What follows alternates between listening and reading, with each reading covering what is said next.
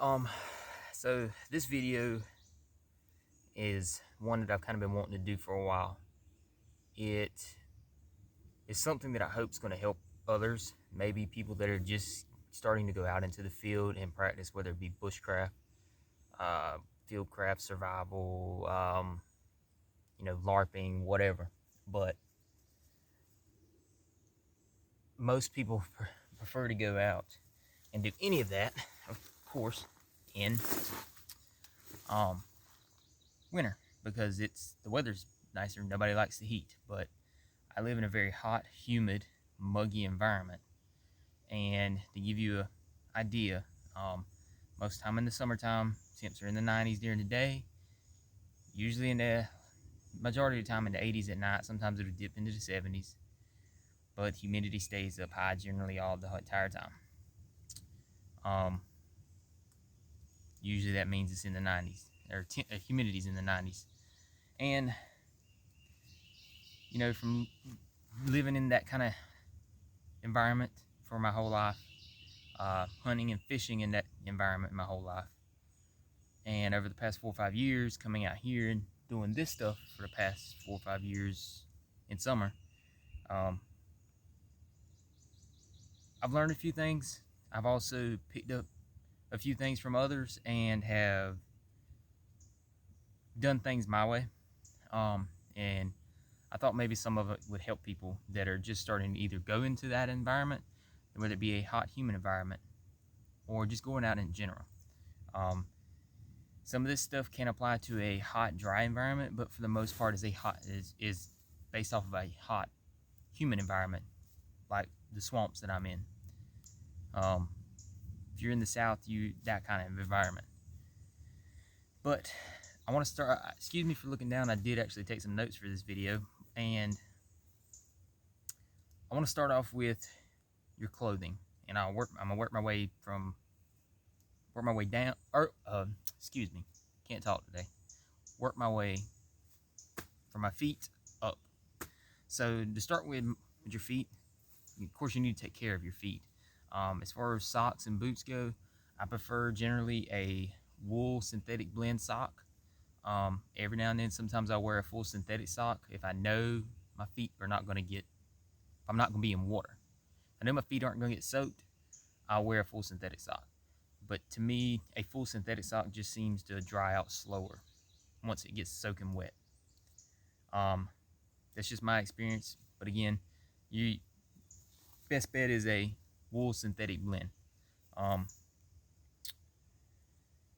generally prefer smart wool. I've been using those for the past 2 or 3 years and have had very good luck with those. When it comes to boots, jungle type boot, a boot that is not padded, has no lining, no waterproof lining, has some kind of drainage vents or drainage holes, is a good bet. The boots that I have on and have been wearing for the past several months have been Danner Tachyon boots. I've wore actual jungle boots before. I had some Bates Cobra jungle boots that I really liked, and unfortunately Bates stopped making them, but they were very good boots. But something that just drains well, dries very quick. Ideally, if you can walk the boot dry, that's a good bet. That's what I like. But definitely no Gore-Tex liner, no waterproof liner. I don't prefer padding just because it holds more water and it's not going to dry out in the summertime. Now, humidity prevents a lot of things from drying out. So try and look for those characteristics in your boots if you're going to be in this environment. You do sacrifice some true ankle support with not having that padding, but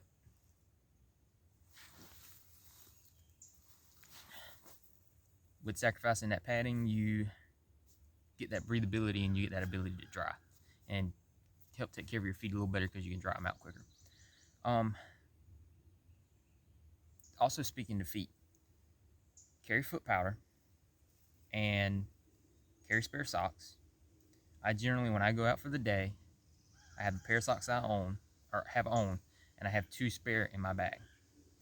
And the reason for that is I have a spare, I can change into 1 pair of socks when I need to, hang dry the other pair I have on, And at night, I have another pair that is completely clean, and I only sleep in those socks. That's just my routine. Again, foot powder. And another tip when it comes to taking care of your feet that I like to do is if I need to change my socks, I carry a small bottle of high alcohol content. You want a high alcohol content hand sanitizer in like a gel. I take my boots off, take my socks off, pull my insoles out my boot so they can air out while I'm changing my socks. Rub my feet down with the hand sanitizer. Again, high alcohol content. That high alcohol content is going to help evaporate that water and, of course, clean your feet. Let your feet air out for a minute or two. Rub it down with some foot powder. Let it air out for another minute or two and change your socks and be on your way. That's my routine, and that's what I recommend when it comes to feet care and socks and boots. Pants.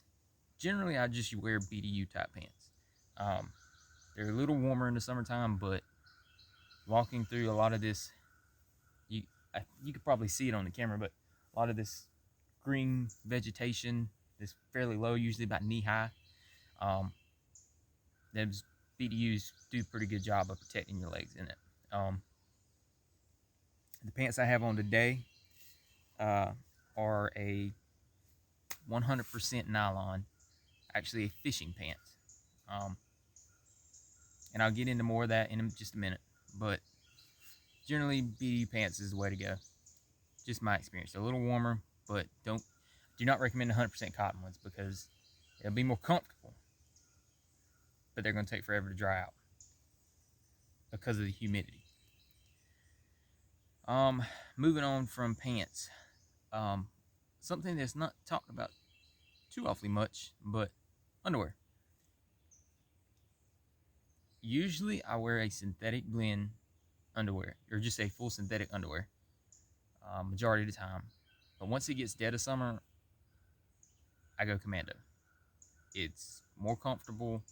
If you look back to history and jungle environments, that's what a lot of soldiers and people who have trained and fought in jungle environments and hot and humid environments, that's what they do. They generally go commando. That's my personal preference, but if you choose to wear underwear, there's nothing necessarily wrong with it. I've done it, but it's personal preference. Going up, t-shirt. I will wear a t-shirt up until a certain point. Once it gets really hot and really humid, I'm not going to wear a t-shirt. I'm more comfortable without it. Today is not that bad, so I don't mind a t-shirt. But once you get to a certain point, no, I'm not going to wear a t-shirt. That's just my personal preference. But if you are going to wear a t-shirt, my recommendation is some sort of synthetic blend. The ones I usually wear are like 50% polyester, 25% cotton, and 25% rayon. You can buy those actually at Walmart. They're about $7, and I've had very good luck with those. I think they're made by like Athletic Works, and I've had very good luck with those. They're comfortable and they seem to breathe pretty well and dry fairly well, even with the cotton in it. Tops, things like, I guess I'm bleeding a little bit. Things like Bdu Tops. I will wear those occasionally in the summertime. Over the past 2 years, I've gone away from that personally, just because they're just so hot. And the shirt that I have on now I've had this shirt for 2 years now, and I've wore it for the past 2 summers. Not the whole summer, but I've wore it a lot. And I even wore it to work some. But this is a 100% nylon fishing shirt is all it is. And it breathes way better than BDUs. It's a good OD color. It's got a flap on the back that has mesh in it that allows a lot of breathability. I've had this shirt soaking wet and it dries stupid fast.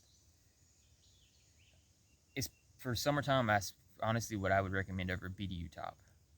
Is it as durable as a BDU top? Probably not, but I haven't tore this one up in 2 years, so I choose the BDU top first.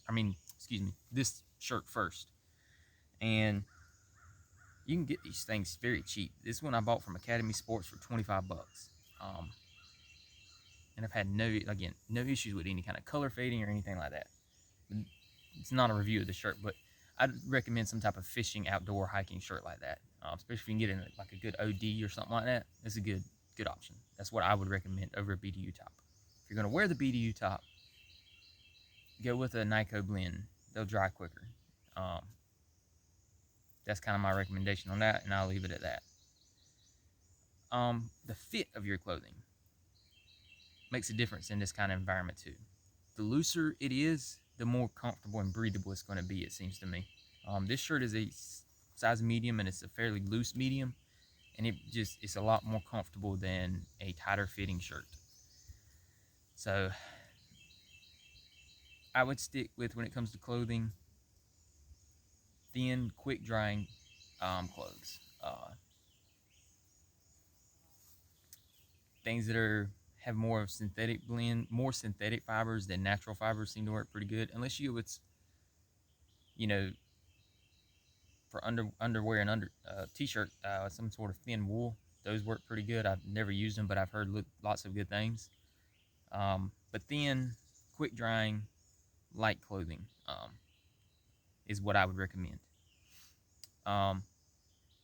Moving on from there, gear. I'm not gonna speak too much to gear, but what I will say is I've used chest rigs and I've used belt kit in summertime. You're gonna be hot no matter what. To me, belt kit lets me open up my shirt or my chest area and ventilate a little more heat than a chest rig. But honestly, to me, I think you're fine with either one. You're going to be hot no matter what. What really matters is what you have underneath the belt kit and underneath the chest rig. That's just my experience. The other thing with gear is make sure the gear that you have dries very quickly. And the area that I'm in, we get a lot of rain in the summertime. We can get, I like to call them little mini monsoons in summertime. And it'll pour rain. It'll pour rain so hard that 25, 30 yards in front of you is going to look like it's nothing but fog and be difficult to see. But make sure your gear doesn't hold water. Make sure it dries quickly. If you have anything in a pack or anything like that you need waterproof it. If not, it will get wet. That's been my experience. You can use things like pack liners, pack covers, Ziploc bags that have been reinforced with duct tape. That's what I use a lot because it's cheap. That's pretty much all I'm gonna say about gear wise. Not too much to say about that again.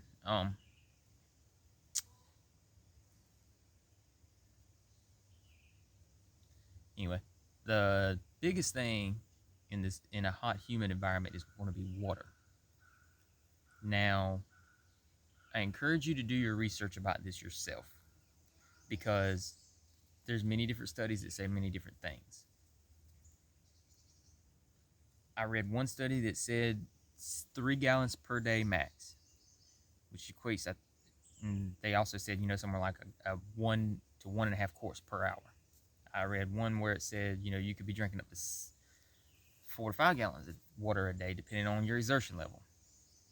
I think, based off of my past 4 or 5 years of being out here and doing rucks in this summertime and doing different things in the summertime, 3 gallons is a good number, I feel like. I can go through that no problem in the summertime. I generally drink a gallon of water a day anyway when I'm not doing anything, which you should be doing. So yeah, I think 3 gallons is a pretty good number, and people think I'm crazy when I tell them that, hey, you're gonna go through at least 2-3 gallons of water a day when you're out here in the summertime. Come out here in the summertime and you'll see what I'm talking about. You're gonna go through that water very easily. And building off that, let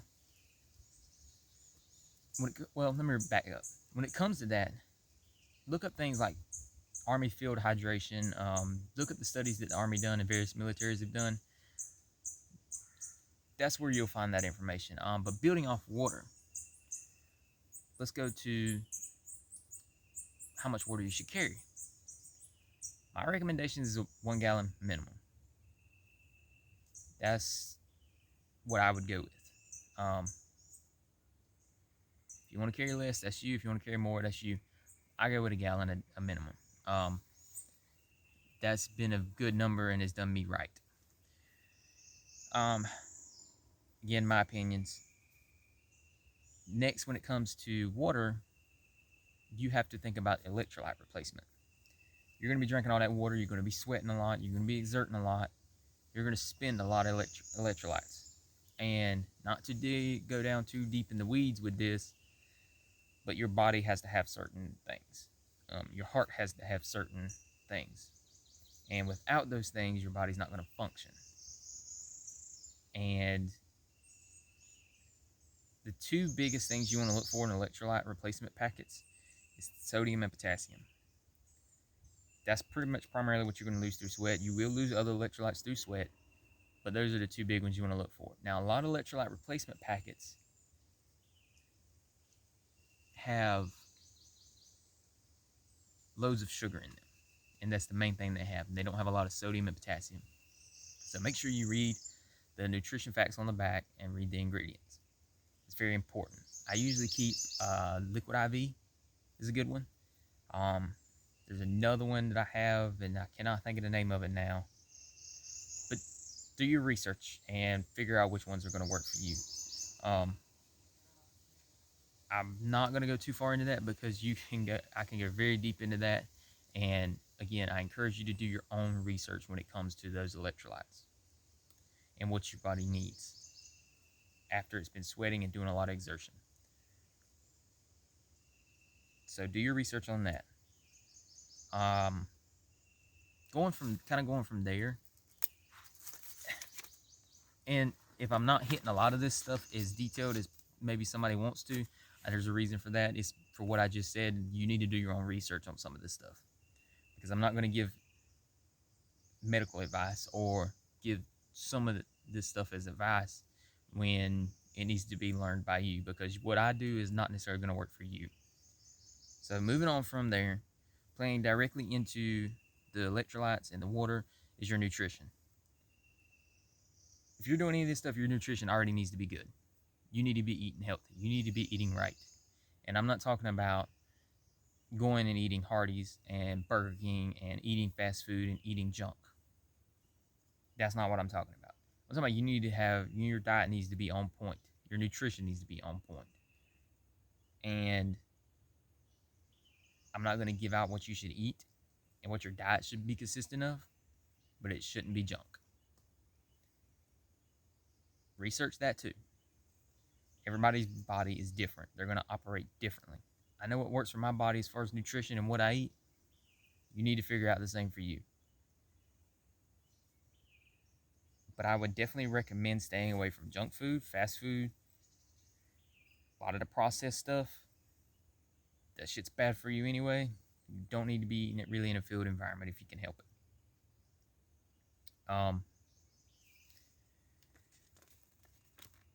Next, I want to talk a little bit about hygiene. I've already kind of touched on that with the footwear and taking care of your feet. Make sure you keep plenty of baby wipes, moleskin, again, the hand sanitizer, foot powder. I also like to keep a small microfiber cloth to wipe down with too in my hygiene kit. But keep that stuff with you, especially when it comes to baby wipes too. Make sure you get the biodegradable, non-scented ones. You can find those easily online. That's what I would go with. Keeping with the hygiene too is if you're going to be out for a day or multiple days, or you think you're going to get wet or whatever, I definitely would recommend keeping a change of clothes. Couple reasons for that. I believe it was the British used to do this. They may still do it. I'm not 100% sure, but I believe it was the British. They would keep in their rucks a spare uniform, and they would only sleep in that uniform. So they had a nice clean uniform to go to sleep in. I do something similar to that. I keep a spare uniform in case, number one, what I'm wearing gets ripped up, gets ripped up, destroyed, or whatever, or it gets soaking wet and I need to change into something. But mainly it's so that I can sleep in it at night and I have a clean uniform at night, or clean clothes at night, kind of like changing into pajamas. But it also doubles as a spare uniform and spare clothing for whatever. You can, wear it for a couple nights until your main clothing that you've been wearing gets too soiled and you need to wash them. Now you got a spare uniform that you only wore at night, and now it's clean. You have something clean to change into. That's for the most part it of what I wanted to touch on. You need to be in this environment. You need to be out in this environment, because I give you all the tips and stuff that I know or that I can recommend, but until you go out and actually get in that environment, you're not going to know what's going to work for you and what's not going to work for you. It can be a very difficult environment, a hot, humid environment can be. And you just need to train in it. There's just no other way around it. Your body can't just automatically adjust to it. You have to do it yourself. You have to go out in it. So get out and try and get in it, in the hot, humid environment. If you live in it, take it easy. Don't just jump straight into it and go balls to the wall, because you can easily become a heat casualty, and you don't want to do that, which brings me to something else. Research heat injuries. Research heat stroke and heat exhaustion. Know those signs and symptoms. Know what is the conditions, or notice that, know those things. Know those signs and symptoms. Know what somebody looks like when they start developing those, because you could save their life, or it could save your life. Be cognizant of what your body's telling you when you're in this environment, because it is very easy to become a heat casualty, and you don't want to do that. I've seen plenty of heat casualties, and you don't want to do it. It sucks. I guess that's really pretty much it for this video. I want this video to be kind of a helping hand for people that are just getting into this, or anybody that needs it. I want to do more videos like this, showcasing some tips, tricks, kind of sort of teaching videos, but not really teaching videos, but just videos that I can help more people for, or help more people with various things out in the field that maybe I know something that you don't know, or you know something that I don't know. And if you know something that I don't know, put it in the comments. Maybe it'll help somebody else. Maybe you know another tip or trick that I don't, and your tip or trick could help somebody else, or it could help me. So comment down in the comments. Let the comments and these videos that I'm gonna be doing like this help others. Make it to where we can all help each other, because we all need to be helping each other, and we all need to be in this together. And you know what I'm talking about when I say that. I don't have to explain that. So if you have anything, if you have any questions about any of these tips, if you have any tips yourself, comment it down below. And if you have any questions, I'll try my best to answer them. I usually can do that. That's pretty much it for this video. Expect more videos like this. I have a couple things hopefully coming up that I want to do videos on, and could involve other people. So hopefully look forward to that, and maybe this stuff will help people. I don't know. Maybe it won't. We'll see. But thanks for watching.